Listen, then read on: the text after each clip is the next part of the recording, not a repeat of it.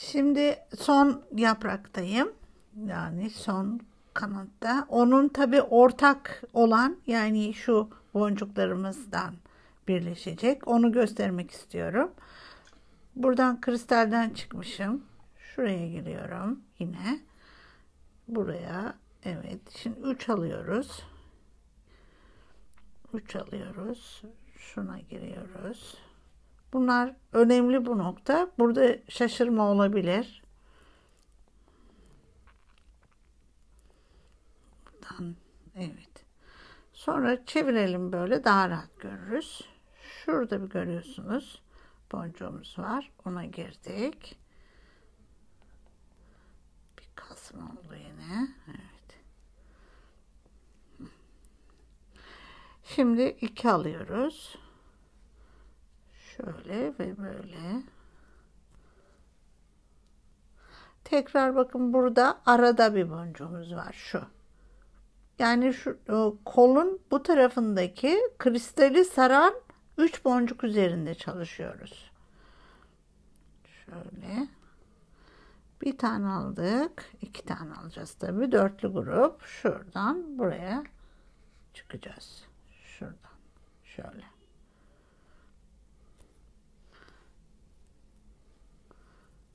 Ve yine çevirelim. Daha rahat görürüz. Şu.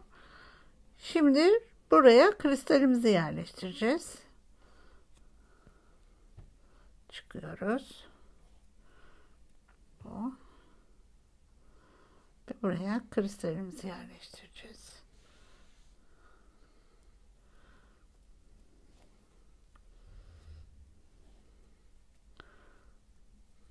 Yine aynı şekilde devam edeceğim şimdi. Bu noktada tekrar görüşeceğiz.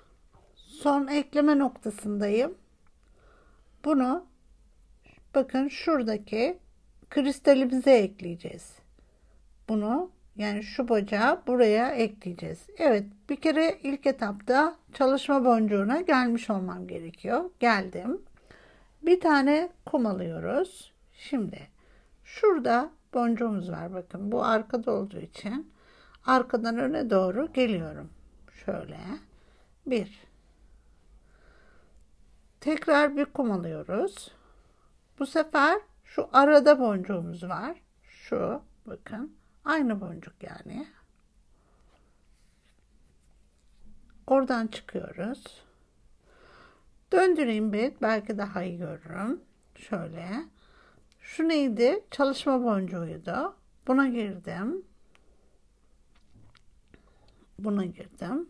Ve buradayken 1, 2, 3 ya. 4'ü tamamlayacağız bunu. Şuradan 1, 2. Buradan ikisinden çıkayım. Hiç fazla böyle riske girmeye gerek yok. Sonra şundan tekrar çıkıyorum. Evet. Bunu da dörtledim. Şimdi diğer çalışma boncuğumuz. Şuna geldim. Buna geçiyorum. Ve bakıyorum burada. Bu önemli arkadaşlar burası. Yanlış boncuklara giriyorsunuz. Şuna giriyorum. Şöyle. Şurada. Hemen bunun yanındaki boncuğa, şu kristalin yanındaki boncuğa girdim. Ve burası sıkı değil. Şöyle bir turluyorum. Evet. Bu şekilde. Ve çevireceğim. Şimdi bu üst tarafı turlayacağım. Şurayı. Şöyle turluyorum. Tekrar yapayım. Hani düzgün durması açısından. Evet, bakın düzeldi. Bu da böyle. Şöyle bir daha geçtim. Evet. Şimdi arka noktasına da bir bakayım. Eğer tutmuyorsa birbirini, tutuyor. Buradan bir ilerleyeceğim arkadaşlar. Şöyle yolundan. Ve tekrar şu aradaki ortak boncuktan geçtim. Buraya geldim. şuradayım. Şu aradan geçip şöyle bir turlayayım şöyle. O noktayı yine de. Nasıl olsa burada başka işlem yapmayacağım. Eğer başka işlem yapsaydım bu kadar turlamıyorum. Çünkü daha sonra iğne geçmeyebiliyor. O nedenle şu an istediğim kadar geçebilirim. Ve gerçekten bu misina müthiş güzel. Böyle şey misina hani ittiğim zaman sanki boncuğun içine hiç girmemiş gibi. Evet şöyle. Şimdi buradayken arkadaşlar artık bir düğüm atacağım. Şuradan giriyorum. Böyle. Buradan bunun içinden şöyle içinden geçtim. Bakın.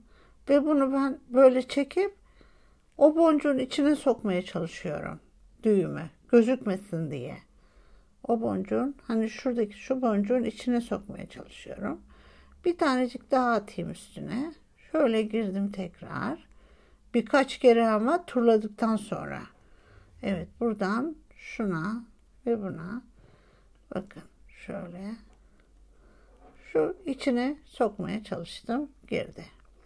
Şimdi bunu keseceğim, yakacağım. Şöyle keseceğim.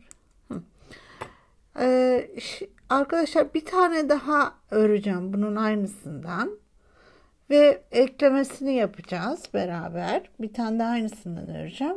Ve bir kolye ucu yapacağız. Bakalım nasıl olacak.